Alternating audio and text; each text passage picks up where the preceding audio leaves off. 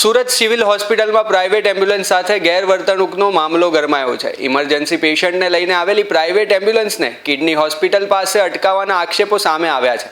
મળતી માહિતી મુજબ ગંભીર હાલતમાં દર્દીને તાત્કાલિક સારવાર માટે લાવવામાં આવ્યો હતો, પરંતુ ડ્યુટી પર રહેલી મહિલા સિક્યોરિટી ગાર્ડ દ્વારા એમ્બ્યુલન્સને રોકી દેવામાં અને હવા ટાયર કાઢી નાખવાનો પ્રયાસ કરવાનો આરોપ છે. આ ઘટનાથી એમ્બ્યુલન્સ ચાલકમાં ભારે રોષ ફાટી નીકળ્યો હતો.